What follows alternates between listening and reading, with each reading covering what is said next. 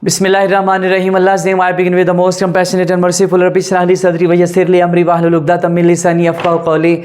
सबसे पहले मैं अपने नए ज्वाइन होने वाले स्टूडेंट्स को खुश आमदीद कहता हूं जो हमारा व्हाट्सएप ग्रुप और जूम क्लाउड मीटिंग का ग्रुप ज्वाइन कर चुके हैं। इंशाल्लाह आपका और हमारा साथ बहुत अच्छा चलेगा और इंशाअल्लाहुल अज़ीज़ रब्बे करीम के फजल से आप ऐसी चीज़ें सीखेंगे जो ज़िंदगी में आपने पहली दफ़ा ही सुनी होगी। इंशाअल्लाहुल अज़ीज़ मैं आपको भरपूर सिखाने की कोशिश करूँगा और उम्मीद है कि आप भी भरपूर अंदाज से, मेहनत से, लगन से तमाम चीज़ों को सीखेंगे और फिर इंशाअल्लाहुल अज़ीज़ आपको ज़िंदगी भर इन चीज़ों का फ़ायदा होगा। चूँकि English is a basic subject. English में जो बंदा प्रोग्रेस करता है तो पाकिस्तान में जितने भी एग्ज़ाम्स हैं उनमें उसके लिए पास करना कोई प्रॉब्लम नहीं रहता। तो उम्मीद करता हूं कि आप लोग दिल लगा के पढ़ेंगे, भरपूर मेहनत से पढ़ेंगे और इंशाअल्लाहुल अज़ीज़ आप अपने आप में बहुत बेहतरी महसूस करेंगे। विदाउट एनी डिले हम चलते हैं लेक्चर की तरफ। This is lecture 15, lecture number 15 है और this is about present perfect tense. Present perfect tense हमने स्टार्ट किया है और इसमें हमें 2-3 लेक्चर लग सकते हैं। तो without any delay I am moving towards its indications. इसकी इंडिकेशन क्या है, इसकी अलामत क्या है, प्रेजेंट परफेक्ट टेंस की अलामत क्या है, तो इसकी या दूसरे लफ्ज़ों में इसकी क्या निशानी है या क्या निशानियां हैं जिससे हमें पता चलता है कि ये प्रेजेंट परफेक्ट टेंस है। तो it indicates the completion of an action. Present perfect tense indicate करता है, जाहिर करता है, वाज़ेह करता है कि कंप्लीशन ऑफ एन एक्शन, एक काम जो है वो कंप्लीट हो चुका है। अभी हम बात करें परफेक्ट की तो परफेक्ट से भी यही जाहिर होता है, तो आप यहाँ से भी इसको जज कर सकते हैं। तो कोई भी काम जब कंप्लीट हो चुका होता है, जब मुकम्मल हो चुका होता है तो हम कहते हैं कि ये परफेक्ट का हिस्सा है। अब उसमें पास्ट परफेक्ट भी आता है, प्रेजेंट परफेक्ट भी है और इसकी भी मुख्तलिफ शक्लें आगे आएंगी। बहरहाल अभी हम अपने आप को महदूद रखेंगे प्रेजेंट परफेक्ट टेंस। तो एक तो इसकी ये अलामत है, इंडिकेशन है कि कंप्लीशन ऑफ एन एक्शन। तो अब आगे भी थोड़ा सा चलें। कंप्लीट हो गया है तो उसमें अब टाइम मैटर करता है, क्या अब कंप्लीट हुआ है या काफ़ी देर पहले कंप्लीट हुआ है। ये अब आपने इसका गौर करना है इस बात पे। अगर तो काम अब कंप्लीट हुआ है तो आगे चलिए ज़रा। Which is recently completed. Present perfect tense focus करता है कि जो काम है वो अभी कंप्लीट हुआ है, रिसेंटली अभी कंप्लीट हुआ है। अब अभी का कैसे पता चलेगा, ये हम इसको बाद में डिस्कस करते हैं। The action starts in the past. अब एक और चीज़ है, ये बड़ी very important. Present perfect tense को हम अमूमन ये समझते हैं कि ये जो टेंस है it is about present, but ऐसे नहीं है। जो काम है स्टार्ट्स इन द पास्ट, काम माजी में स्टार्ट होता है और माजी में स्टार्ट होकर completely but completes, it is completes by now. ये अब में इसकी तकमील होती है, यानी एक काम पहले माजी में स्टार्ट हुआ और अब आके वो कंप्लीट हो चुका है। तो ये इसको कहते हैं हम प्रेजेंट परफेक्ट टेंस है। अब मैं इसको दोबारा से रिवाइज करता हूं ताकि आपकी ये बात जहनों में बैठ जाए। It indicates a completion of an action. काम प्रेजेंट परफेक्ट टेंस में काम जो है वो मुकम्मल होता है, काम मुकम्मल होता है, कंप्लीशन ऑफ एक्शन को जाहिर करता है। और दूसरी चीज़ दैट इज़ वेरी इंपॉर्टेंट, अगर आप इस पर गौर नहीं करेंगे तो आप इस टेंस से बाहर निकल जाएंगे।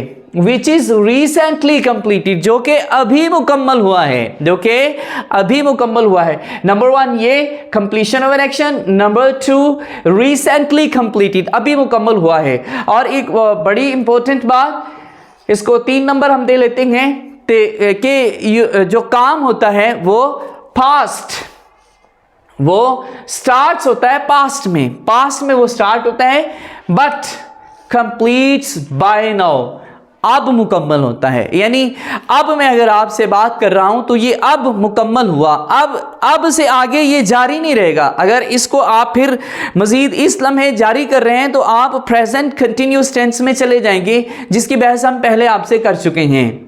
तो ये चीज़ें मेरा ख्याल है क्लियर हो चुकी होंगी। अब ये इसकी भी बात हमने कर ली कि इसका एक बिगिनिंग होता है। बिगिनिंग माना आगाज, इसका एक आगाज होता है।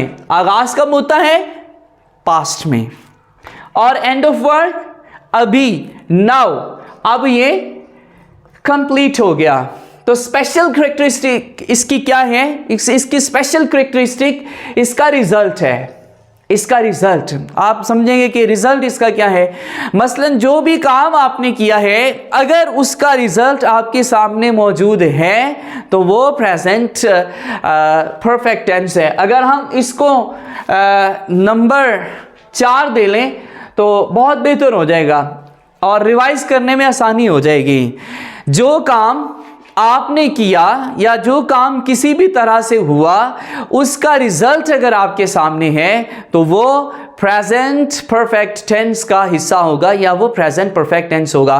मैं इसको दोबारा से रिवाइज करता हूं।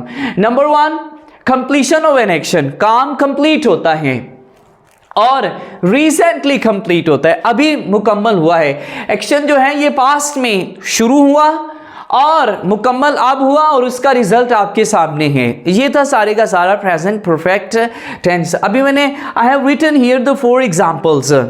4 एग्जांपल्स हैं, तो इसको मैं एक्सप्लेन करता हूं तो आपके सामने मजीद चीज़ें वाज़ेह होके आ जाएंगी। Number 1, he has cleaned the plates. He has cleaned the plates. अब क्या है इसका तर्जुमा है कि उसने प्लेटें साफ कर ली हैं। उसने प्लेटें साफ कर ली हैं। अब ये प्रेजेंट परफेक्ट टेंस में एक आगे चल के मैं बहस करूंगा आपसे इंशाल्लाह, past indefinite and present perfect में क्या डिफरेंस है।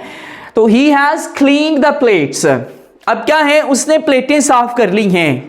और इस टेंस की ये खूबी है, करैक्टरिस्टिक है, ये आपको बताएगा कि दोबारा से, यानी जो प्लेटें आपने साफ की हैं उसका रिजल्ट आपके सामने मौजूद है। अब दोबारा से प्लेटें धोने की ज़रूरत नहीं है।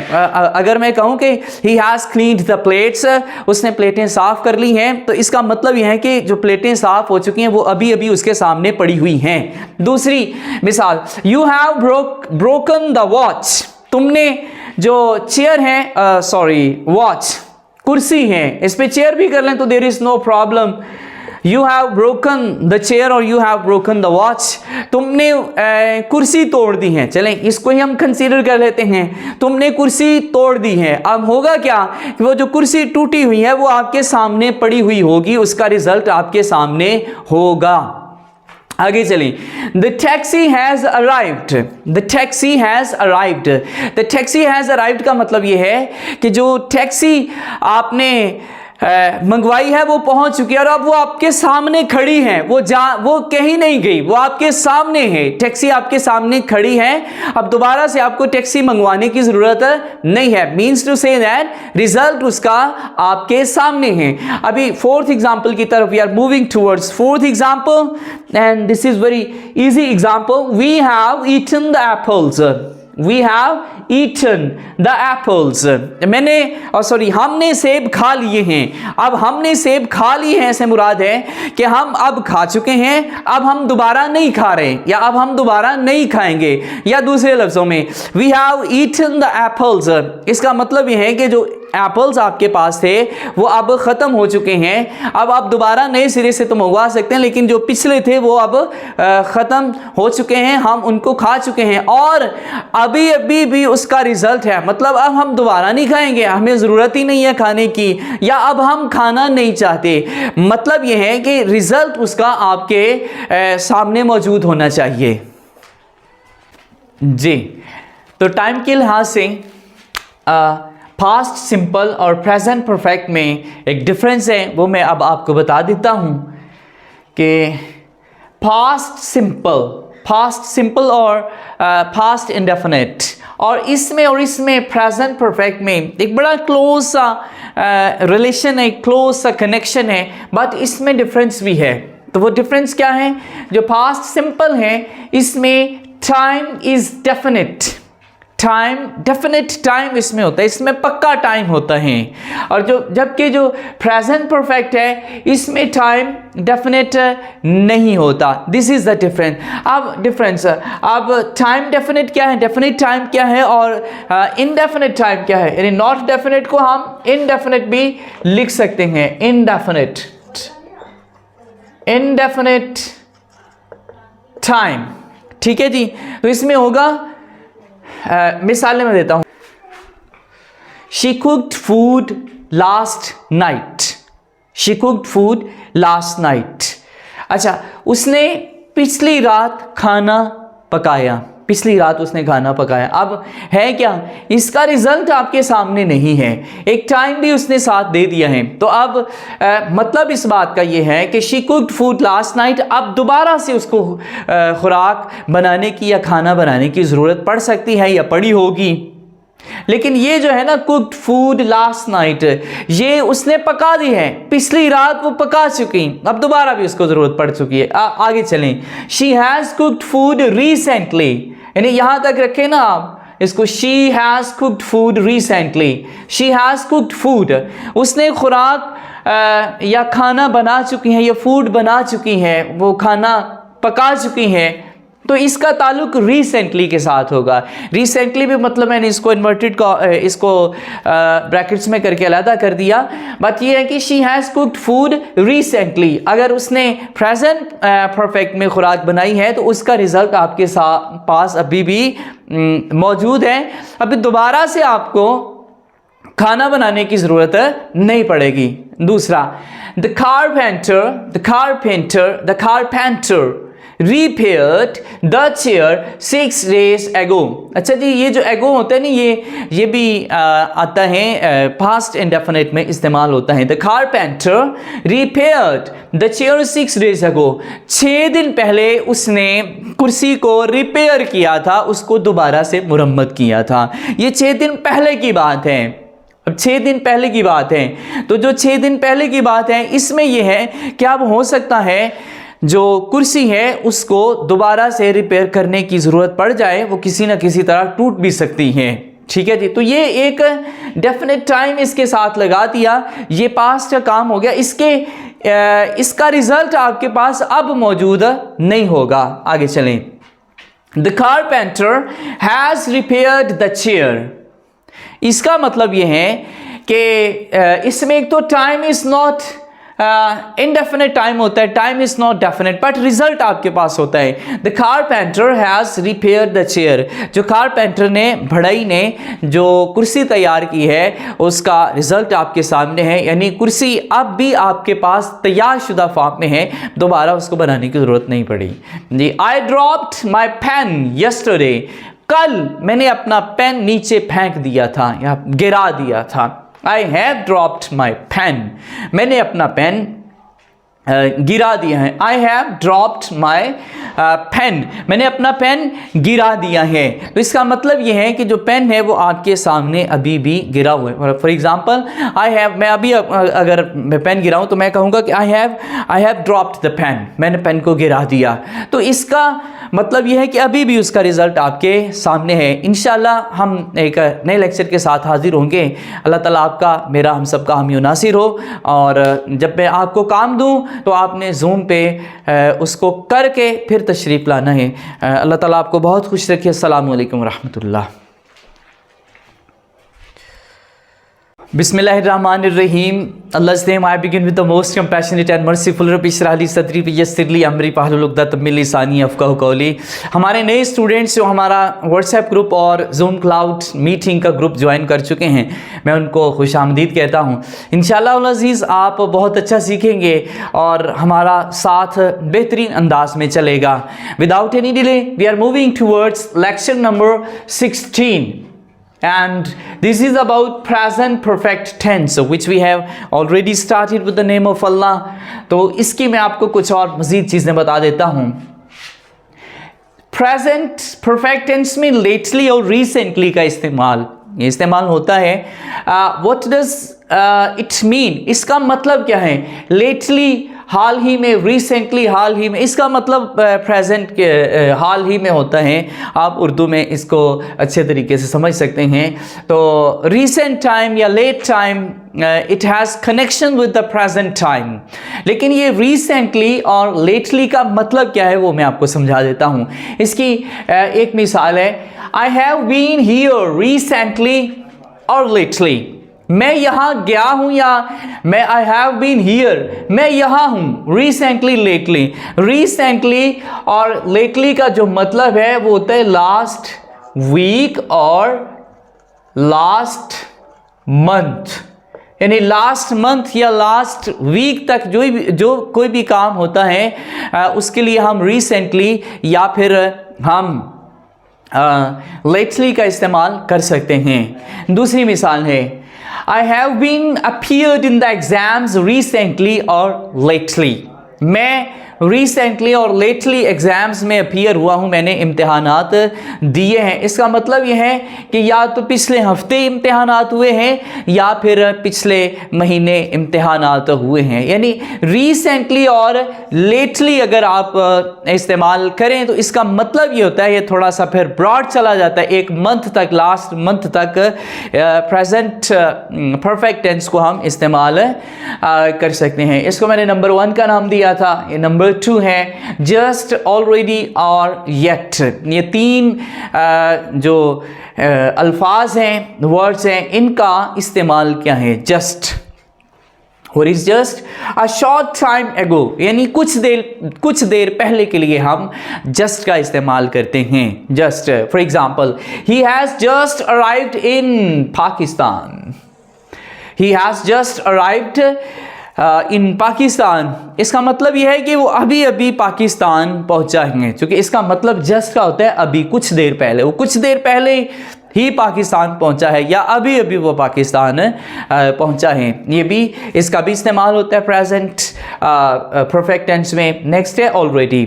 ऑलरेडी का मतलब होता है सूनर दैन एक्सपेक्टेड। इसका मतलब ये है कि what you are expecting the thing happens sooner than that. आपने जो भी एक्सपेक्ट किया है, आपने जो तवक्को की है, उससे भी पहले काम होता है। तो ये सूनर देन एक्सपेक्टेड होता है ऑलरेडी। ऑलरेडी का मतलब होता है आपकी तवक्को से भी पहले हो जाना। मसलन he has already gone home. आप किसी बंदे से पूछते हैं कि भाई वो जो बंदा है, वो पर्सन है, वो घर जा चुका, तो वो कहता है he has already gone home, वो पहले ही घर जा चुका है। मीन्स टू से दैट कि वो आपकी तवक्को से पहले ही ये काम कर चुका है। आगे चलें। Yet mean expect something to happen।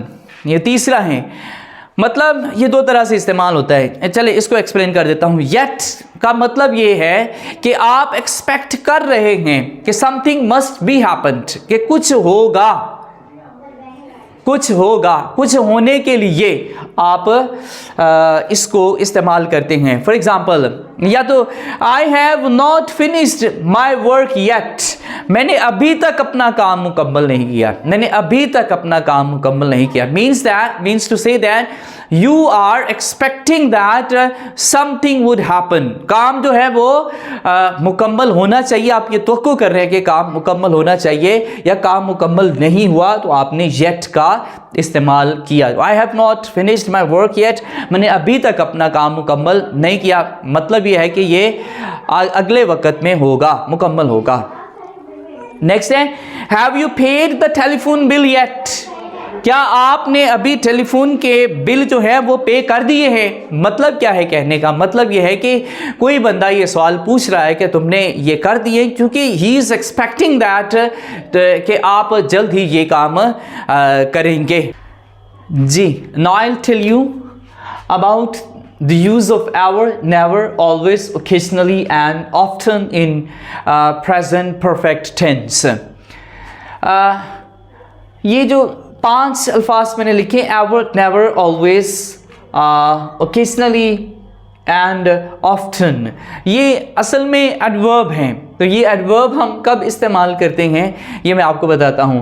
तो ये जो है ना एडवर्ब्स, ये इंडेफिनिट पीरियड ऑफ टाइम के लिए इस्तेमाल किए जाते हैं, यानी ever, never, always, occasionally and often.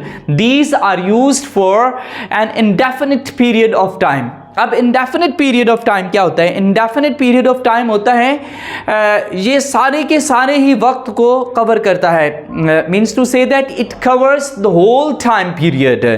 आप जब इनको इस्तेमाल करते हैं तो आप अपने सारे के सारे टाइम की बात करते हैं, या यूँ समझ लीजिए, इसको आसान लफ्ज़ों में मैं आपको समझाने की कोशिश कर रहा हूँ कि ये इस्तेमाल किया जाता है एक लिमिटलेस टाइम के लिए। जब आपने एवर कहा तो इसमें टाइम बाउंड नहीं है, टाइम इज़ नॉट डेफिनेट, कोई महदूद वक़्त नहीं है, लामहदूद वक़्त की आप बात करते हैं। इस तरह जब नेवर का इस्तेमाल करते हैं, इसी तरह लामहदूद वक़्त की आप बात करते हैं। ऑलवेज भी इसी तरह ही है। मैं आगे चल के आपको एग्जांपल्स देता हूं तो आपको मज़ीद ये बातें क्लियर हो जाएंगी। Ever, have you ever gone to zoo?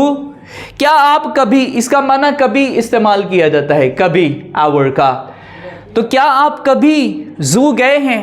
इसका मतलब यह है कि क्या आपने पिछली जो आपकी सारी ज़िंदगी है उसमें, have you ever gone to zoo, क्या आपने कभी चिड़ियाघर देखा है? आप गए हैं वहाँ पे चिड़ियाघर में? तो ये एवर इस्तेमाल किया जाता है आपके ज़िंदगी के पिछले तमाम वक्त के लिए। तो टाइम इज़ लिमिटलेस, टाइम जो है वो लामहदूद है। आगे चले, never, never, I have never visited zoo. I have never, never का मतलब होता है कभी नहीं। never क्या है जी? कभी नहीं। कभी नहीं का मतलब I have never visited zoo, यानी मैंने कभी भी अपनी ज़िंदगी में कभी भी मैंने जू को नहीं देखा, मैंने चिड़ियाघर नहीं देखा। ये never हो गया। It covers the whole time, ये सारे के सारे वक़्त को कवर करता है। Next, always, I have always done my work on time.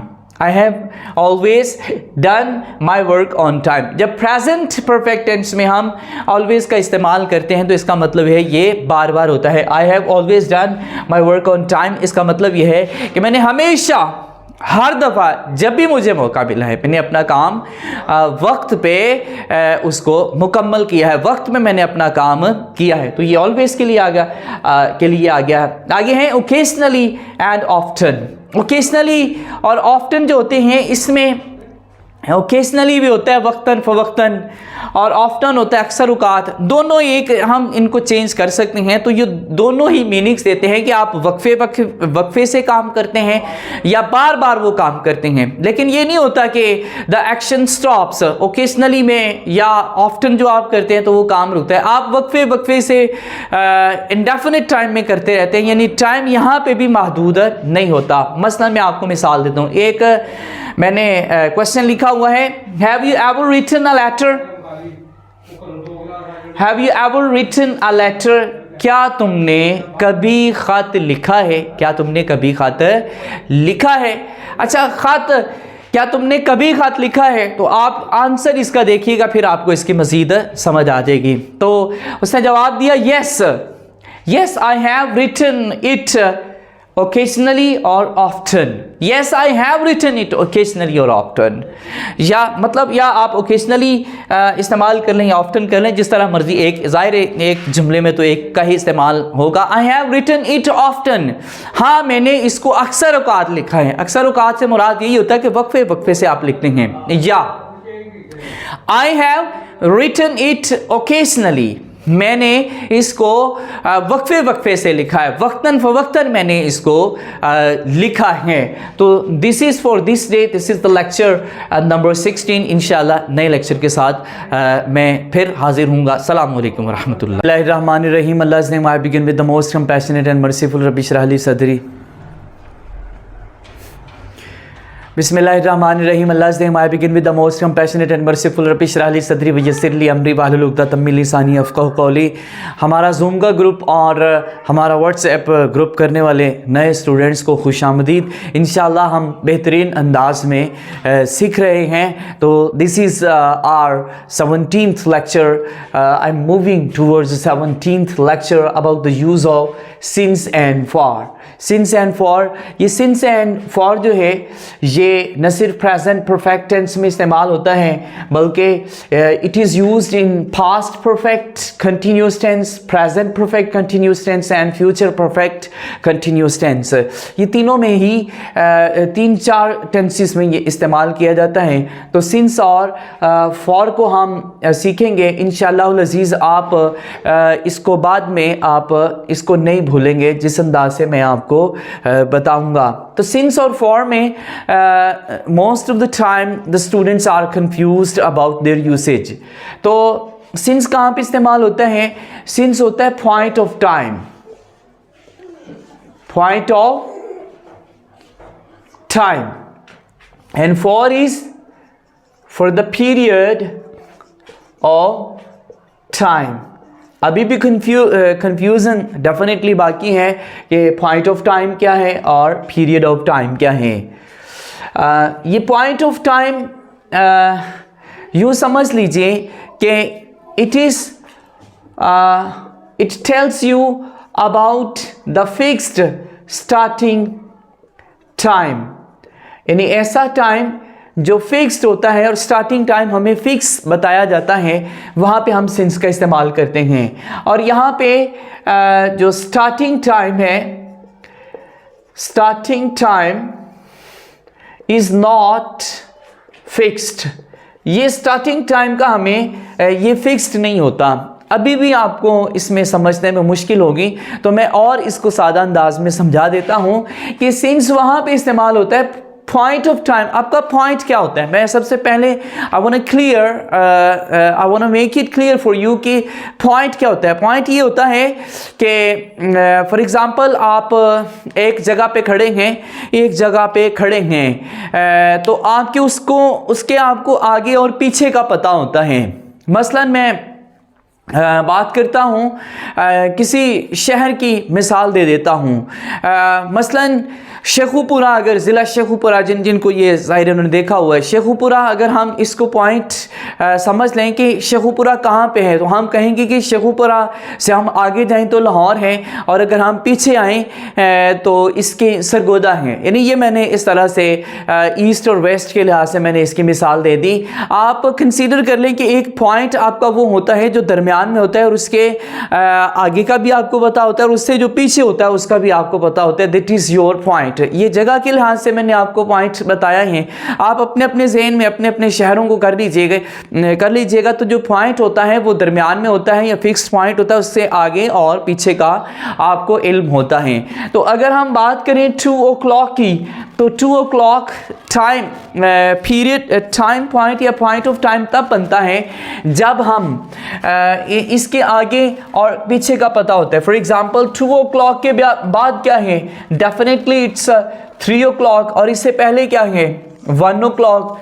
तो आपको क्लियर हो गया कि 2 o'clock कब होता है, यानी इसके बाद 3 होता है, इससे पीछे जो है वो 2 होता है। 4 की मिसाल ले लें, 4 o'clock ये एक फिक्स्ड टाइम है, पॉइंट ऑफ टाइम है, यानी इससे पहले 3 होता है, बाद में 5 होता है, तो it becomes your point of time.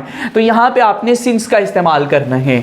ठीक है जी, अब उम्मीद है कि ये आपको नहीं भूलेगा। अब इस तरफ चलें कि एक बंदा 2 घंटे से काम कर रहा है।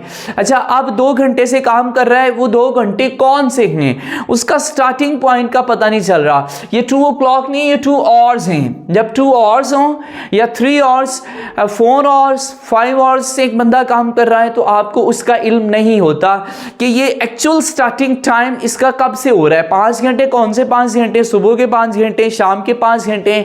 वो 5 घंटे 12 बजे से शुरू हो रहे हैं, वो 5 घंटे शाम 5 बजे से शुरू हो रहे हैं। It is not clear. तो इस सूरत हाल में जब आपसे ये कहा जाता है कि 5 घंटों से काम कर रहा है या 2 घंटों से काम कर रहा है, तब इसके लिए फॉर का इस्तेमाल किया जाता है। अब आ जाते हैं हम दिन की तरफ। मंडे है, मंडे फॉर एग्जांपल, मंडे से पहले क्या होता है? इट इज़ संडे, और आफ्टर इट इज़ ट्यूसडे। तो ये आपका पॉइंट बन गया। किसी भी दिन का आप नाम लेंगे तो ऐसे ही होगा, उसके अगले दिन का भी आपको पता होगा, उससे पिछले दिन का भी आपको पता होगा। तो ये हमारा पॉइंट ऑफ टाइम बन गया। तो पॉइंट ऑफ टाइम के लिए यानी कि दिनों के नाम हो, दूसरे लफ्ज़ों में हम यहाँ पे लिख लेते हैं कि दिनों के नाम। दिनों के नाम अगर लिखे हों तो देन ये पॉइंट होता है आपका, पॉइंट ऑफ टाइम है, तो इसके लिए सिंस का हम इस्तेमाल करते हैं। अच्छा आगे चलें, आगे लिखा हुआ 3 डेज। अच्छा एक बंदा 3 दिन से काम कर रहा है, अब आपको नहीं पता चलता कि वो 3 दिन कब से स्टार्ट हो रहे हैं। 3 दिन मंडे से स्टार्ट होते हैं, 3 दिन ट्यूसडे से स्टार्ट होते हैं, या 3 दिन जो है ये फ्राइडे से स्टार्ट हो रहे हैं। तो स्टार्टिंग पॉइंट इज एम्बिगुअस, आपको starting point it is not clear for you, इसका आपको नहीं पता, तो आप इसके लिए फॉर लिखेंगे। ये फॉर है तो 3 डेज हैं, 4 डेज हैं, 5 डेज हैं, जितने भी दिन कर लें तो वो आपके फॉर में आएंगे। लेकिन अगर नाम लिखा हो दिन का तो it becomes your starting point या पॉइंट ऑफ टाइम। नेक्स्ट क्या है, मार्च। अब मार्च क्या है, मार्च से पहले क्या है, फरवरी, और मार्च के बाद क्या है, अप्रैल। फरवरी और इसके बाद में क्या है, अप्रैल। अब मार्च क्या है, इसी तरह आप पीछे चलें, फरवरी, इससे पहले जनवरी है और इसके बाद में मार्च होता है। मतलब कि आप किसी भी महीने के नाम को ले लें, महीने के the name of the month, कोई भी नेम आ जाए तो वो आपका पॉइंट ऑफ टाइम होता है, वहां पे आपने सिंस का इस्तेमाल करना होता है। यानी मिसाल मैंने अप्रैल है तो इससे पीछे मार्च होता है, अप्रैल के बाद में मई होता है, तो ये आपका पॉइंट ऑफ टाइम है। तो आप यहाँ पे सिंस इस्तेमाल करेंगे। You have to think about the name for a while. आप देखें कि क्या कोई महीने का नाम तो नहीं आ रहा, अगर नाम है तो वो आप सोचें कि इसके आगे और पीछे क्या है, तो आपको बड़ा क्लियर हो जाएगा कि यहाँ पे सिंस आना है। इसी तरह यहाँ पे चले, मैंने लिखा है 4 मंथ्स। अब इट इज़ नॉट क्लियर कि ये स्टार्ट कब हो रहे हैं। 4 मंथ जनवरी से स्टार्ट होते हैं, 4 मंथ फरवरी से हैं, मार्च से, अप्रैल से, कब से हैं, दिस इज नॉट क्लियर। तो अब ये बात क्लियर नहीं है तो यहाँ पे फिर क्या आएगा, यहाँ पे फॉर आएगा, for 4 months, they have been working for 4 months, they have been working for 4 months, वो 4 महीने से काम कर रहे हैं। ठीक है, मिसालें वो इंग्लिश में मैंने नहीं लिखी, मैं ज़रा इसी को बेहतरीन अंदाज से क्लियर करना चाहता था। अच्छा ये मैंने बड़ा ना इसको प्रिसाइज वे में स्टार्ट किया, पहले मैंने घंटा लिखा है, फिर मैंने दिन लिखा है, फिर मैंने मंथ लिखे, फिर मैंने ईयर्स लिखे हैं, फिर मैं ईयर्स से मूव करके यहाँ पे सेंचुरीज तक भी आया हूँ। तो फिर लास्ट ये इस तरह 1 बाय 1 आप इसको समझ लीजिएगा। अच्छा यहाँ तक क्लियर हो गया। अब यहाँ पे लिखा हुआ है 2002, अगर तो साल का नाम लिखा हो, मतलब 2003 है, 4 है, 5 है, तो आप देख लीजिए 2002 मैंने यहाँ पे लिखा हुआ है, they have been working in this firm since 2002, 2002 से काम कर रहे हैं। इससे पहले क्या है 2001, और इसके बाद में क्या है 2003। तो ये आपका it is point of time. यहाँ इसकी मिसाल ले लें तो इसके बाद क्या है 2004। ठीक है जी, तो ये आपका पॉइंट ऑफ टाइम है। पॉइंट ऑफ टाइम के लिए सिंस का इस्तेमाल करते हैं। 2002 से पहले 2001 है, 2001 से पहले 1999 है, और इसके बाद में 2000 है। अगर 2003 की बात करें तो इससे पहले 2002 है, और आफ्टर दैट इट इज़ 2004 है। यानी इट बिकम्स, अगर साल का नाम लिखा हो तो वी विल यूज सिंस। क्यों? क्योंकि it is point of time. Point of time, point वो होता है जब उसके आपको नेक्स्ट भी पता हो, उससे पहले भी आपको पता हो। लेकिन यहाँ मैंने लिखा हुआ है 10 years। अब 10 years स्टार्ट कब से हो रहे हैं, इस पर आप सोचें। 12 साल से, 15 साल से, 10 साल से लिखा हुआ है, तो वो स्टार्ट कब से हो रहा है? तो स्टार्ट क्लियर नहीं हो रहा। तो start if the start is not clear तो आप लिखेंगे कि 10 years, for 10 years। इसकी मैंने आपको मिसाल, for example we can say that we have been studying in this institution for 10 years। हम इस इदारे में पढ़ रहे हैं, कब से? 10 साल से पढ़ रहे हैं। अब 10 साल कब? 2002 से, 3 से, 4 से, 5 से। अब इट इज़ नॉट क्लियर, तो यहाँ पे फॉर आ जाएगा। दूसरे लफ्ज़ों में साल का नाम लिखा है, यहाँ मैं लिख देता हूँ महीनों के नाम, महीनों के नाम, महीनों के नाम, और यहाँ पे चले इधर लिख देते हैं साल का नाम। साल का नाम लिखा है तो देन आप सिंस का इस्तेमाल करेंगे। अच्छा जी, इस तरह एक और भी चीज़ है, बाज़ुकात नाम नहीं भी लिखा होता तो आपने वहाँ पे सिंस का ही इस्तेमाल करना है। जहाँ पे लास्ट आ जाए सॉरी, जहाँ पे लास्ट आ जाए, लास्ट क्या है, गुज़श्ता। गुज़श्ता बड़ा क्लियर होता है, सिंस लास्ट डे। जब अब हम खड़े हैं, अगर हम गुज़श्ता दिन की बात करें, फॉर एग्जांपल आज मंडे है, तो अगर मैं गुज़श्ता दिन की बात करूं तो डेफिनेटली इट इज़ संडे, तो वो क्लियर होता है। ठीक है जी, तो जहाँ पे लास्ट का वर्ड आ जाए तब भी आपने सिंस का इस्तेमाल करें। They have been working here since last day, यहाँ लास्ट डे से गुज़श्ता दिन से काम कर रहे होते हैं, तो लास्ट के लिए डे हो या सिंस लास्ट वीक हो तो वहां पे भी सिंस आएगा। इस तरह मंथ हो तो लास्ट अगर साथ में आ जाए तो लास्ट मंथ से वो भी क्लियर हो जाता है कि they have been studying since last month, वो गुज़श्ता मंथ से पढ़ रहे हैं, तो वहाँ पे भी यानी लास्ट अगर लफ्ज़ आ जाए तो फिर आपने इसके साथ सिंस का इस्तेमाल करना है। इसी तरह लास्ट ईयर यानी पिछले साल की बात हो, मसलन अभी हम बात करेंगे they are learning grammar since last year, they have been learning grammar since last year। तो अभी ये 2022 चल रहा है, तो डेफिनेटली लास्ट ईयर की अगर हम बात करें तो 2021 होगा। ठीक है जी, तो यहाँ पे भी लास्ट आएगा। ठीक है जी। अच्छा, सेंचुरीज, वो सदियों से काम कर, यहाँ पे अगर सेंचुरी भी हो ना, लास्ट के साथ सेंचुरी भी हो तो भी सिंस आना है, यानी सिंस लास्ट सेंचुरी।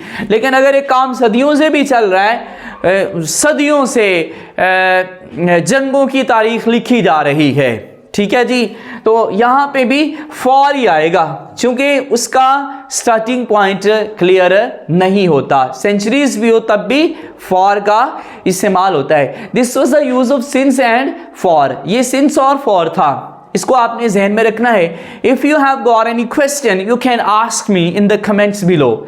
आगे, अच्छा, सिंस के बाद क्लॉज भी इस्तेमाल की जाती है, पूरी क्लॉज भी प्रेजेंट परफेक्ट में हम इस्तेमाल कर सकते हैं। तब भी अगर सिंस के बाद क्लॉज पूरी लिखी, अच्छा क्लॉज होता है जिसमें वर्ब सब्जेक्ट लाजमी तौर पे होते हैं, ऑब्जेक्ट बाजुकात नहीं भी होता, बाजुकात होता है, तो उसको हम कहते हैं कि ये क्लॉज है। तो आई हैव वर्कड हियर, मैंने यहाँ काम किया है।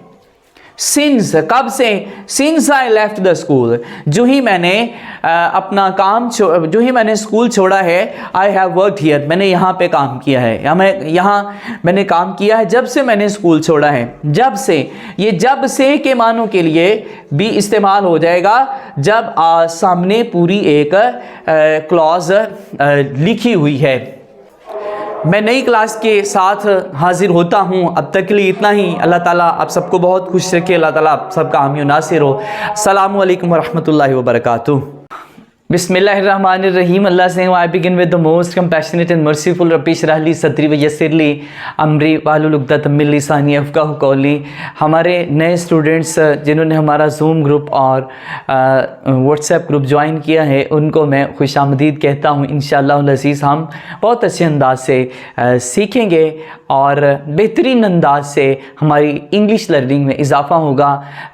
Without wasting any time we are moving towards lecture number 18 lecture, and this is about the problems with the present perfect। present perfect में problems क्या होती हैं, तो उसके बारे में हम बात करेंगे। तो first of all we are going to discuss the difference between simple past or past indefinite और past perfect। इनमें क्या डिफरेंस है, तो जिस तरह मैंने एग्जांपल लिखी हुई है, I lived in Paris for 10 years। I lived in Paris for 10 years। This is, you know, past perfect, past indefinite or past simple you can say। तो इसमें I lived in Paris for 10 years। मैं Paris में रहा 10 साल तक। मैं Paris में, difference बता रहा हूँ आप लोगों को, मैं पेरिस में रहा 10 साल तक। तो it means that I am no longer living there. अब मैं वहाँ पे नहीं हूँ। आई लिव्ड, मैं रहा, एक ख़ास वक्त 10 साल तक के लिए मैं रहा, 10 years, 10 साल तक मैं वहाँ पे रहा, but I am no more living there, अब मैं वहाँ पे नहीं हूँ। ये है, दिस इज पास्ट इंडेफिनिट और past simple. I have lived in Paris for 10 years, यहाँ पे हैव होता है, वहाँ पे क्या था, आई लिव्ड, पास्ट इंडेफिनिट। यहाँ पे क्या है, I have lived. I have lived means कि मैं 10 साल से पेरिस में रह रहा हूँ, मीन्स टू से दैट मैं अभी भी वहाँ पे ही हूँ। So this is a difference between past indefinite and past perfect, इसका आपने ख्याल रखना है। सेकेंड एग्जाम्पल भी इसी की है, ये और भी बात को क्लियर कर देगी। How long were you there, how long were you there, आप कितनी देर वहाँ पे रहे। How long were you there, कितनी देर, कितने लंबे अरसे तक, कितने अरसे तक आप वहाँ पे रहे। This is past simple. अब यहाँ पे क्या है, how long have you been here, या यहाँ पे देर कर लेते हैं, वहाँ पे भी देर है। हाउ लॉन्ग हैव अच्छा यू यहाँ पे मिस हो, हैव यू बीन देयर, आप कितने अरसे तक, कितने अरसे से वहाँ पे रह रहे हूँ। जब ये हैव आ जाएगा, दिस इज हेल्पिंग वर्ब और प्रेजेंट परफेक्ट, तो मतलब ये होगा कि अभी भी वो शख्स वहाँ पे ही है, लेकिन यहाँ पे ये है कि वो काम अब ख़त्म हो गया है। ये है कि ये काम अभी जो है उसका रिजल्ट आपके पास है। मतलब ये कि how long have you been there, कितने अरसे तक तुम वहाँ पे रहे हो, अभी भी वो वहाँ पे ही है। यस, अब से आगे वो इसको छोड़ भी सकता है।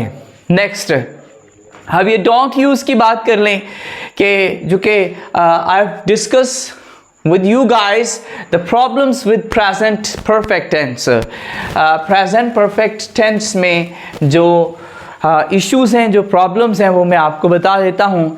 कभी भी आपने yesterday, last week, 4 days ago present perfect tense में आपने इस्तेमाल नहीं करना। yesterday it is used purely in present in past indefinite, ये इस्तेमाल होता है, पास्ट के लिए इस्तेमाल होता है। इस तरह लास्ट का वर्ड, ये भी पास्ट के लिए ही इस्तेमाल होता है सॉरी। और इसी तरह ये जो एगो है, एगो का मतलब भी पीछे होता है, ये भी पास्ट के लिए ही इस्तेमाल होता है। तो you don't have to use yesterday, last week, 4 days, 4 weeks ago या 4 days ago भी आप कर सकते हैं, यहाँ पे डेज भी कर सकते हैं। तो these are used in past simple और पास्ट इंडेफिनिट। आगे मैंने मिसालें यहाँ पे 2 लिखी हैं। When did you arrive home last night? When did you arrive home last night? मैंने अभी आपको बताया था कि जो लास्ट है it is used in past indefinite. तो यहाँ पे ये सारे का सारा जुमला, सारे का सारा सेंटेंस ठीक है कि When did you arrive home last night? आप पिछली रात कब पहुँचे, घर कब पहुँचे। इस जुमले में कोई प्रॉब्लम नहीं है, चूँकि आखिर पे लास्ट लिखा हुआ है तो पीछे पास्ट इंडेफिनिट टेंस है, उसी का हेल्पिंग वर्ब है और ये क्वेश्चन मार्क आगे लिखा है, सवालिया निशान है। तो in this sentence there is no problem at all, कोई भी इसमें मसला नहीं है। अब दूसरा हम डिस्कस करते हैं कि अगर हम लास्ट को इस्तेमाल करेंगे यहाँ प्रेजेंट परफेक्ट में तो क्या होगा। When have you arrived home last night? अब बात हो रही है लास्ट नाइट की, पिछली रात की, और यहाँ पे वो प्रेजेंट परफेक्ट इस्तेमाल कर रहा है, तो ये 2 चीज़ें अलग-अलग हो जाती हैं। यानी बात हो रही है पास्ट की, पास्ट इंडेफिनिट, डेफिनेटली लास्ट वहाँ पे आता है, और आप यूज़ कर रहे हैं प्रेजेंट परफेक्ट। डेफिनेटली ये देखें, ये हैव प्लस थर्ड फॉर्म, ये हैव और प्लस थर्ड फॉर्म, ये यूज़ होती हैं प्रेजेंट परफेक्ट टेंस में। एक तरफ तो यहाँ प्रेजेंट परफेक्ट है और दूसरी तरफ यहाँ पे लास्ट जो है ये शो करता है कि दिस इज़ पास्ट इंडेफिनिट। तो ये दोनों टेंसेस कभी भी इकट्ठे नहीं होंगे, तो दिस सेंटेंस इज़ रॉन्ग। पहला ठीक है, when did you arrive home last night। आगे फिर डोंट यूज है, आपने इनका भी इस्तेमाल नहीं करना। किनका? पहले हमने कहा yesterday, last week, 4 days ago और 4 weeks ago का आपने इस्तेमाल नहीं करना। अब आपने ये वर्ब्स हैं जिस तरह ये knowing, believing, अंडरस्टैंडिंग, यानी दूसरे लफ्ज़ों में चौथी फॉर्म का आपने इस्तेमाल नहीं करना। इस तरह के जितने भी प्रेजेंट कंटिन्यूस में अल्फाज इस्तेमाल होंगे आपने प्रेजेंट परफेक्ट टेंस में इस्तेमाल नहीं करने। जिस तरह नोइंग है, बिलीविंग है, अंडरस्टैंडिंग एट्सेट्रा, और भी हो सकते हैं जिस तरह सीइंग है, और भी मुख्तलिफ अल्फाज है। ये वर्ब्स लाइक मैंने लिख दिया कि इस तरह के जो अल्फाज हैं। फॉर एग्जाम्पल ईजी होता है, for example I have known him for a long time। I have known him for a long time। ठीक है, यहाँ पे अगर हम लिखेंगे कि I have knowing him for a long time, ये कल के शाम के लेक्चर में भी स्टूडेंट्स से जब मैं वो सुन रहा था तो वो यही गलतियाँ कर रहे थे और उन्हें प्रॉब्लम हो रही थी कि यहाँ पे हम ing ऐड कर दें। तो फिर मैंने उनको गाइड किया।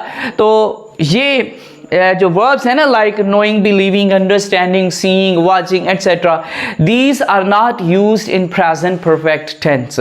तो I have known him, this is 100% correct. लेकिन अगर हम यहाँ पे लिखेंगे कि I have knowing him for a long time, this will be wrong. तो ये जो जुमला है ये ठीक है चूंकि यहाँ पे नोन है, have plus third form. I have never believed their ideas, मैंने उनके आइडियाज पे कभी भी बिलीव नहीं किया। तो this is also correct sentence. अगर आप यहाँ पे लिखेंगे कि आई हैव नेवर बिलीविंग, तो दिस विल बी रॉन्ग। जी, अब मैं आपको बताऊंगा formation of present perfect tense. Formation of present perfect tense मतलब कि प्रेजेंट परफेक्ट टेंस से ये कैसे बनाया जाता है। तो इसमें हम have, has plus past participle यानी फेल की तीसरी फॉर्म का इस्तेमाल करते हैं। यानी डेफिनेटली अगर आपको SVO याद हो तो एस के बाद हम HV लिखते हैं, HV के बाद हम मेन MOV मेन वर्ब लिखते हैं, इसके बाद हम ऑब्जेक्ट लिखते हैं। तो सब्जेक्ट डेफिनेटली वही लिखा जाएगा जो कि फ़िक्रे का सब्जेक्ट होता है। इस तरह हेल्पिंग वर्ब की अगर हम बात करें तो प्रेजेंट परफेक्ट में हैज़ या फिर हैव का इस्तेमाल होता है। हैज़ कहाँ पे इस्तेमाल होता है? जो हैज़ है ये तमाम सिंगुलर्स के लिए इस्तेमाल होता है। मसलन हैज़ कहाँ पे इस्तेमाल होता है? ही, हाँ ये मैंने यहाँ पे लिखा हुआ है, इसको मैं एक्सप्लेन कर देता हूँ। हैज़ जो है ये इस्तेमाल होता है he, she, it plus single name, यानी ही, शी, इट या कोई भी सिंगल नेम है, अकेला नाम है, उसके साथ हम हैज़ का इस्तेमाल करते हैं। Plus has plus third form और फिर उसके बाद ऑब्जेक्ट लिखा जाता है। ये जो मैंने लिखा है सब्जेक्ट SHV MV या सिंपल V लिख ले, मेन वर्ब है इसका, और इसके बाद ऑब्जेक्ट है। सबसे पहले हमने ही लिखा या शी लिखा या इट लिखा, तो इसके बाद या फिर कोई सिंगल नेम लिखा, फिर इसके बाद हम हैज़ का इस्तेमाल करेंगे चूँकि ये सारे सिंगल हैं। तो फिर हम थर्ड फॉर्म का इस्तेमाल करेंगे, इसके बाद हम ऑब्जेक्ट का इस्तेमाल करेंगे। तो हेल्पिंग वर्ब की बात चूँकि हम कर रहे हैं, तो अब ये तो है हैज़ का, और जब हम हैव का इस्तेमाल करेंगे तो कहाँ करेंगे? यानी आई होना चाहिए, या आई हो या वी हो या फिर यू हो, दे हो, मोर देन वन नेम, एक से ज़्यादा नाम हो, यानी एंड के साथ दो नामों को मिला दिया जाए तो भी जमा हो जाते हैं। तो उनके बाद भी हमने हैव लिखना है, यानी इनके बाद हम हैव लिखेंगे, यानी जमा दो नाम हो या इनमें से कोई हो। ये भी चूँकि आई भी जमा में लिया जाता है, वी, यू, दे, तो इनके बाद हम हैव का इस्तेमाल करेंगे। तो हैव के बाद हम थर्ड फॉर्म लिखेंगे, फिर हम इसके बाद ऑब्जेक्ट लिखेंगे। तो now I am going to no I am moving towards the formation, इसको बनाते कहते हैं। बनाने का तरीका क्या है? बनाने का तरीका मैंने आपको बता दिया। तो अब मैं आपको जुमले बना के दिखाता हूँ। मैं इसको दोबारा से रिवाइज कर देता हूँ। सबसे पहले हम सब्जेक्ट लिखते हैं, फिर हेल्पिंग वर्ब लिखते हैं, फिर हम मेन वर्ब लिखते हैं, फिर इसके बाद ऑब्जेक्ट लिखते हैं। तो सब्जेक्ट जो भी है, फॉर एग्जांपल अली है तो सब्जेक्ट होगा। तो HV में हेल्पिंग वर्ब में अगर अली है तो हम हैज़ लिखेंगे। अगर वी है यानी हम हैं तो फिर हम हैव लिखेंगे। इसके बाद मेन वर्ब की जो होती है वो थर्ड फॉर्म लिखी जाती है, इसका आपने ख़ास ख्याल रखना है। इसके बाद हम ऑब्जेक्ट जो भी जिस भी काम जिस पर भी हो उसको हमने लिखना होता है। तो दूसरा ये है कि इसकी जो सेंस आपने समझनी होती है कि अगर काम कंप्लीट हुआ हो, अभी हुआ हो, तो वो प्रेजेंट परफेक्ट टेंस होता है। तो अभी now I am moving towards the examples. तो सिंपल सेंटेंसेस भी इनको कहते हैं, यहाँ पे सेंटेंसेस भी लिख देते हैं। सिंपल सेंटेंसेस या फिर अफर्मेटिव सेंटेंसेस। अफर्मेटिव सेंटेंसेस में सादा जुमले होते हैं। उर्दू में इसके लिए हम सादा जुमलों का लफ्ज़ इस्तेमाल करते हैं कि ये सादा जुमले हैं। सादा जुमले ऐसे होते हैं जिसमें नेगेटिव नहीं होता, क्वेश्चन नहीं होता, और कोई क्वेश्चन वर्ड के साथ क्वेश्चन नहीं होता, तो उनको सादा कहते हैं। फॉर एग्जांपल, उसने मेरी किताब चुराई है। उसने मेरी किताब चुराई है। उसने मेरी किताब चुराई है। अब उसने मेरी किताब चुराई है तो इसकी हम करेंगे, यानी ये देख लेना, उसने मेरी किताब चुराई है का मतलब है प्रेजेंट। काम ये पास्ट में हुआ था बट रिजल्ट अब भी मौजूद है उसका कि उसने मेरी किताब चुराई है, अभी मेरे पास किताब नहीं है। तो ही आएगा, उसने के लिए ही आएगा। इसके बाद डेफिनेटली हैज़ आता है तो ही हैज़। अब स्टील, स्टोल, स्टोलन, ये इसकी तीनों फॉर्म्स होती हैं। पहली स्टील होती है, दूसरी स्टोल होती है, तीसरी स्टोलन होती है। तो ये थर्ड फॉर्म पास्ट पार्टिसिपल इस्तेमाल करेंगे तो ही हैज़ स्टोलन। अब इसके बाद ऑब्जेक्ट आएगा। तो ऑब्जेक्ट क्या है? ऑब्जेक्ट है मेरी किताब। पोजेसिव प्रोनाउन मेरी के लिए माय इस्तेमाल होगा और ऑब्जेक्ट हमारा बुक है। तो या दूसरे लफ्ज़ों में माय बुक जो है ये हमारा ऑब्जेक्ट है। तो he has stolen my book. आगे हैं, उन्होंने अपना काम कर लिया है। देखें, ये काम हो गया है, अभी हो चुका है, तो अब दोबारा से उसको करने की गुंजाइश नहीं है। उन्होंने, तो इसके लिए दे आता है। उन्होंने के लिए दे आता है। दे हमने इस्तेमाल किया, दे चुके जमा के लिए होता है। तो इसके बाद हम हैव लिखेंगे। हैज़ हैव का डिफरेंस मैंने बता दिया। हैज़ सिंगल के लिए, हैव ज़्यादा के लिए, जमा के लिए। दे हैव, तो अब क्या है? कर लिया है। करने के लिए डू होता है। डू, डिड, डन, ये इसकी तीसरी फॉर्म होती है, done. They have done their work. उन्होंने अपना काम कर लिया है। They have done their work. उन्होंने अपना काम कर लिया है। अभी हम नेगेटिव की तरफ मूव करते हैं। तो negative sentences they are very easy sentences. मतलब अगर इनकी समझ है तो ये फिर बनाने कोई भी मुश्किल नहीं है। तो इसमें आएगा क्या? हैज़ के बाद you have to put not. अगर हैव है तो you have to put not after have, यानी हैज़ और हैव के बाद आपने नॉट लिख देना है। आपका सारे का सारा काम हो जाएगा। मसलन अब मैं उर्दू भी लिख देता हूँ कि उसने मेरी किताब नहीं चुराई है। नहीं आ गया तो इसमें नेगेटिव हो गया, चुराई है यहाँ पे लिख लेते हैं। उसने मेरी किताब नहीं चुराई है तो क्या होगा? He has not stolen.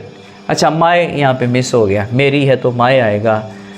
उसने मेरी किताब नहीं चुराई है। तो फर्स्ट ऑफ ऑल अगर हम इसको करते हैं तो उसने के लिए ही आता है। ही सिंगल है तो इसके बाद हैज़ आएगा। हैज़ है, चूँकि ये नेगेटिव है तो हैज़ नॉट आएगा।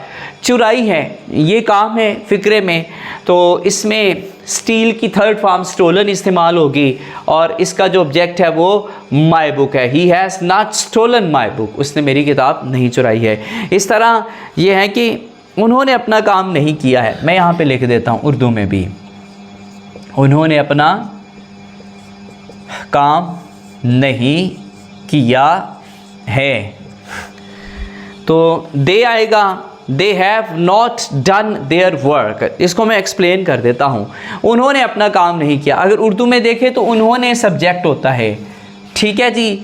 और हेल्पिंग वर्ब तो ज़ाहिर हैव आएगा।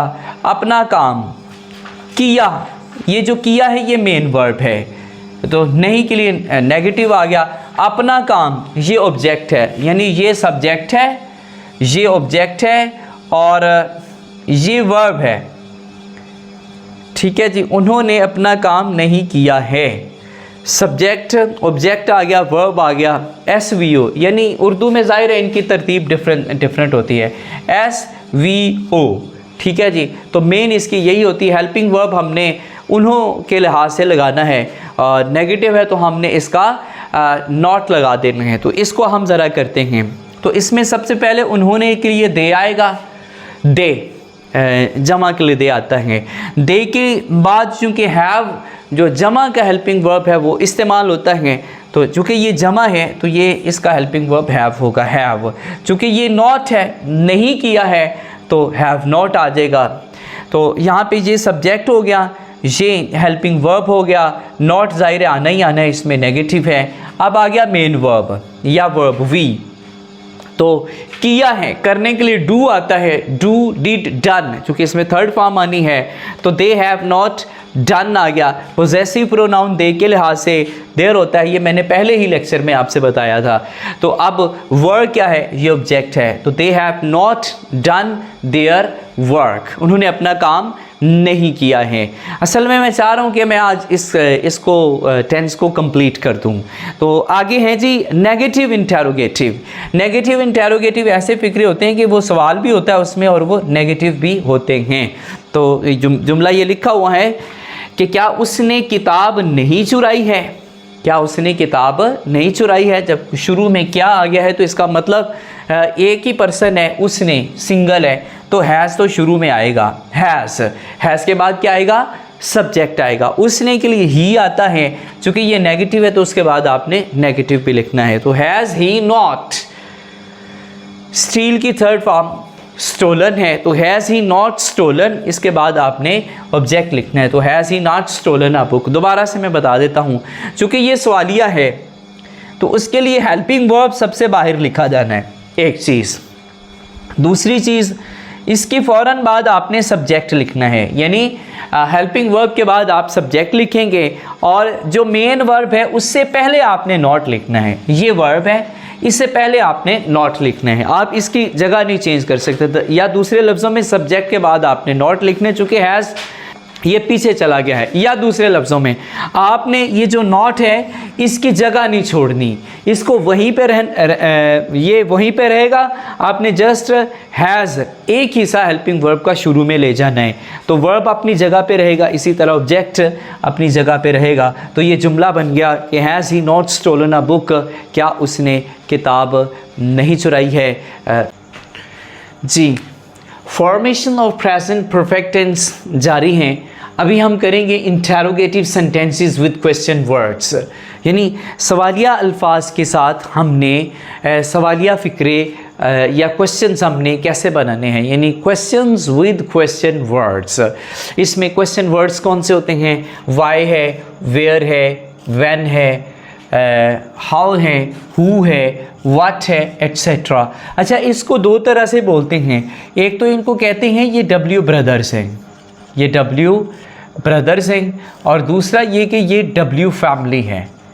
ठीक है, जैसे मर्ज़ी समझ लें, ये जो क्वेश्चन वर्ड्स हैं W ब्रदर्स हैं। अब मैं जुमले की तरफ मूव करता हूँ कि उसने ये ख़त क्यों लिखा है, उसने ये ख़त क्यों लिखा है। तो इसमें क्यों की सबसे पहले तर्जुमा होगा वाई, क्यों। जो क्वेश्चन वर्ड है उसका सबसे पहले हम तर्जुमा करेंगे, ये सब स्टूडेंट्स ने याद रखना है इसको। तो वाई हो गया, वाई के बाद हम हैज़ का इस्तेमाल करेंगे, क्योंकि वाई के बाद उसने जो है ये सब्जेक्ट है और ये सिंगुलर है, सिंगुलर सब्जेक्ट है, एक है। तो इसके लिए वाई के बाद आपने हैज़ लिखना है, सिंगुलर, और इसके बाद डेफिनेटली सब्जेक्ट लिखा जाता है। ठीक है, चूँकि ये क्वेश्चन है तो उसमें हेल्पिंग वर्ब को बाहर निकाल लिया जाता है, सब्जेक्ट से बाहर, सब्जेक्ट से पहले लिखा जाता है, और इसके बाद फ़ौरन बाद वर्ब लिखा जाता है, और इसकी डेफिनेटली प्रेजेंट परफेक्ट टेंस में उसकी थर्ड फॉर्म इस्तेमाल होगी। तो why has he written, written आ गया। इसके बाद हमारे पास जो बचता है वो ऑब्जेक्ट बचता है लेटर।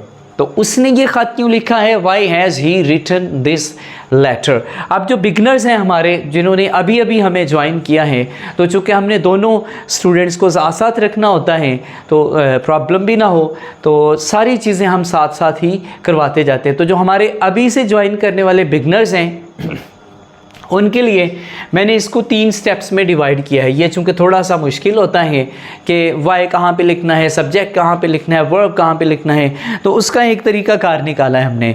तो उसने ये ख़त लिखा है, मतलब उसने ये ख़त क्यों लिखा है। असल में तो हमें ये चाहिए ना, हमें ये चाहिए सवालिया फ़िक्रा, यानी interrogative sentences with question words हमें चाहिए, सवालिया जुमले चाहिए सवालिया अल्फाज के साथ। तो आपने सबसे पहले इसको करना है, सादा कर देना है। मसलन यहाँ पे उसने ये ख़त क्यों लिखा है, आपने कहना है कि उसने ये ख़त लिखा है, इसमें से आप क्यों को उड़ा देंगे, आपके लिए बहुत आसानी हो जाएगी। सादा फ़िक्रा करना आसान होता है। तो उसने ये ख़त लिखा है, तो कैसे होगा। स्टेप 1 वेरी सिंपल, सबसे पहले हम सब्जेक्ट लिखेंगे, देन हम हेल्पिंग वर्ब लिखेंगे, देन हम वर्ब लिखेंगे, देन हम ऑब्जेक्ट लिखेंगे, यानी SHVO इस तरह से हम लिखेंगे। तो उसने ये ख़त लिखा है, तो ही आ गया सब्जेक्ट, हेल्पिंग वर्ब हमारे पास हैज़ आ गया चूँकि ये सिंगुलर है ही, और वर्ब की थर्ड फॉर्म इस्तेमाल होगी रिटन, यानी राइट, रोट, रिटन, ये थर्ड फॉर्म होती हैं। दिस लेटर हमारे पास ऑब्जेक्ट हो गया, तो ये हमारे पास सादा फ़िक्रा बन गया। तो he has written this letter. आगे चले, आगे अपने सिर्फ एक लफ्ज़ का इजाफा करना है इसके साथ, यानी पहले आपने मुश्किल पेचीदा जुमले को सादा कर देना, सादा के साथ आपने फिर क्या का इजाफा कर देना है। क्या का इजाफा करने से जुमला कुछ इस तरह बनेगा कि क्या, यानी यहाँ प्लस कर दें क्या, क्या उसने ख़त लिखा है, ये सवाल बन जाएगा। तो ये भी चूँकि आसान सवाल है, इसमें वेरी सिंपल, आपने हेल्पिंग वर्ब जो होता है उसको पहले उठा के लिख देना होता है, बाकी चीज़ें वैसी की वैसी ही सेम ही लिखी जाती हैं। तो क्या किया आपने जस्ट ये वाला हैज़ शुरू में लिखा, बाकी सारा फ़िक्रा बन जाएगा।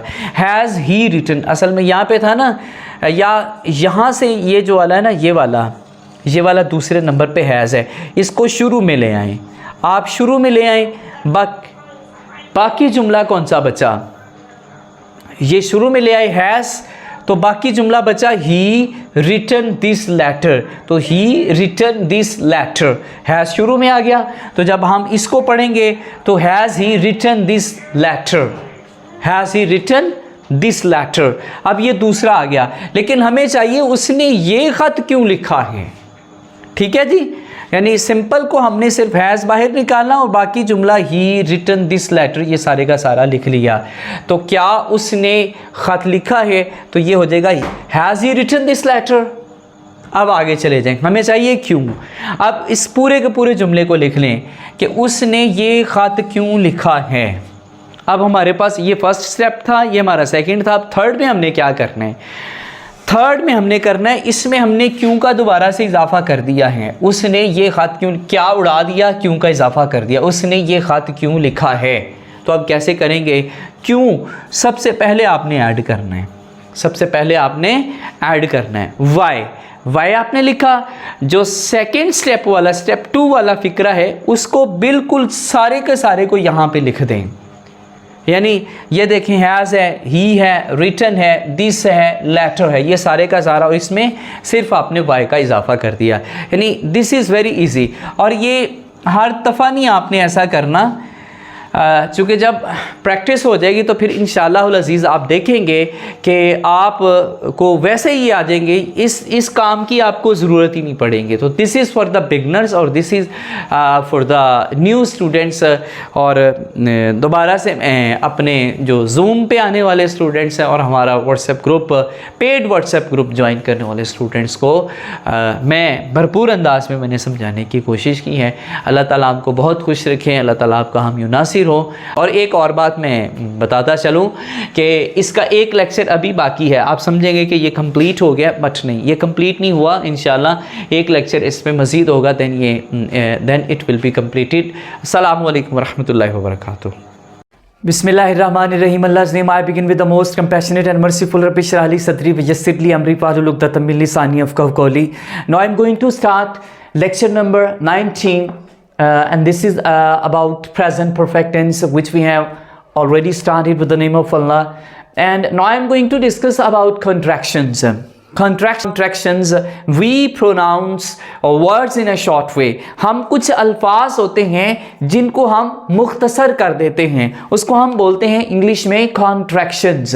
तो first of all has, and इसमें जब हम इसको प्रोनाउंस करते हैं तो इसको हम मुख्तसर करके कैसे बोल सकते हैं। फॉर एग्जाम्पल ये है हैज़, तो इसको अगर हम बोलें पूरा जुमला जिस तरह हमने ये लिखा है, he has gone, he has गोन, तो यहाँ पे जब हम इसको कॉन्ट्रैक्ट करेंगे तो he is gonna, he is gonna का मतलब है वो जा चुका है। अब आप यहाँ पे बाज़ुकात प्रॉब्लम होती है, इसको भी हम शॉर्ट करते हैं, तो हमें कैसे पता चलेगा कि यहाँ पे इज़ है या फिर हैज़ है। तो ये वाला हमें लफ्ज़ बता देगा कि हमने कौन सा बोला है। तो ही इज़ गोन का मतलब है he has gone. How to contract have, have को हम किस तरह से कॉन्ट्रैक्ट करते हैं। आई वर्कड, यानी अगर हम इसको पूरा बोलें तो हम बोलेंगे I have worked, I have worked. लेकिन जब हम इसको कंट्रैक्शन में लेके आएंगे, I've have, I have I've, ये क्या होगा, आईव, आईव वर्कड। अगेन मैं बता दूं कि ये वाला जुमला बताएगा कि ये वाला हैव है। आई वर्कड, मैंने अपना काम कर लिया है। इस तरह है, ये अफर्मेटिव में थे और ये नेगेटिव में है। तो has not, has not, for example he has not worked, इसी को अगर हम पूरा कर दें तो ही हैज़ नॉट वर्कड, इसमें होगा ही हैज़ंट वर्कड, यानी हैज़ नॉट है तो आपने हैज़ंट पढ़ना है इसको, hasn't, has not hasn't, has he's, have I've, have I've, has not hasn't, have not haven't worked, have not haven't, यानी for example they have not worked, तो they इसका होगा दे हैवंट वर्कड। जी, तो अब मैं आपको बताऊंगा regular verbs and irregular verbs. इस शॉर्ट वे में मैं आपको बता देता हूं कि रेगुलर वर्ब्स क्या हैं और इर्रेगुलर वर्ब्स क्या हैं। रेगुलर वर्ब्स, चूँकि इसमें वर्ब्स इस्तेमाल होते हैं, हर जगह ही इस्तेमाल होते हैं, तो ये एक चीज़ थी जो कि एक्स्ट्रा मैं आपको बता रहा हूँ इस टेंस में। तो वर्क, वर्कड एंड वर्कड, जिसके साथ पास्ट पार्टिसिपल में, यानी तीसरी फॉर्म के साथ, या जो तीसरी फॉर्म है ईडी के साथ बन रही हो, तो उसको हम कहते हैं कि ये रेगुलर वर्ब है। फॉर एग्जांपल पहली फॉर्म इसकी वर्क है, तो तीसरी फॉर्म जो इसकी बनी वो ईडी के साथ बनी, वर्क, वर्क के साथ। और नॉर्मली ये भी होता है कि जो सेकंड फॉर्म होती है उसमें भी ईडी ही आ रहा होता है, लेकिन इसमें रूल ये है कि जो थर्ड फॉर्म है उसमें ईडी आना चाहिए। तो वर्क है, वर्कड। इसी तरह लिव है, लिव, तो इसकी सेकंड लिव्ड है और थर्ड भी इसकी लिव्ड है, यानी थर्ड में इसमें ईडी ऐड हो रहा है, यानी ईडी से ये बन रही है थर्ड फॉर्म। तो ये रेगुलर वर्ब हो जाएंगे। इस तरह है irregular verbs. What are the irregular verbs? Irregular verbs में ये जो वर्ब्स हैं आपके ये रेगुलर नहीं होते। फॉर एग्जांपल ये खम है, ये और तरह से बन रही है। इस तरह खेम है, ये भी मतलब सेकंड फॉर्म है। ये इसमें जो स्पेलिंग है ये ओ ए से चेंज हो गए हैं, तो ये खेम है। और इस तरह खम, खम, खेम, खम, यानी ये वैसे सेम है but these are not regular, क्योंकि यहाँ पे तीसरे जो पास्ट पार्टिसिपल हैं या तीसरी फॉर्म है ये ईडी से नहीं बन रही। इसी तरह गो, वेंट, गॉन, ये तीनों ही मुख्तलिफ अंदाज से बन रही। पहली फॉर्म गो है, दूसरी और तरह से बन रही है वेंट है, और इसी तरह तीसरी और तरह से कंपोजिट हो रही है वो गॉन है। तो ये इर्रेगुलर वर्ब्स हैं। बहरहाल now we are moving towards identification in English. Identification in English, इसकी इंग्लिश में पहचान क्या है ये मैं आपको बता रहा हूँ। आइडेंटिफिकेशन, मैंने आईडी लिख ली है, ID for identification. Identification in English, इस टेंस में या जिन जुमलों में ये अल्फाज आए, ये बेसिकली एडवर्ब्स ऑफ टाइम हैं। ये अल्फाज आए तो समझ आए ये प्रेजेंट परफेक्ट टेंस होगा। फॉर एग्ज़ाम्पल जस्ट है, इस तरह I have just done my work, इस तरह ऑलरेडी है, मिसालें मैं आपको दे चुका हूँ, आपने बस इनको याद कर लेना है। येट, इस तरह रिसेंटली है, और इस तरह टुडे है, टुडे भी इस टेंस में इस्तेमाल होता है, हर जगह होता है, इस टेंस में भी इस्तेमाल होता है। इस तरह एवर, एवर इस्तेमाल होता है इसमें। नेवर, कभी भी नहीं किया मैंने ये काम सारी ज़िंदगी में, तो इसमें नेवर भी इस्तेमाल होता है। फॉर इस्तेमाल होता है, इसमें सिंस भी इस्तेमाल होता है। इस तरह ऑलवेज भी इसमें इस्तेमाल होता है। This week, this month, this year भी इसमें इस्तेमाल होते हैं।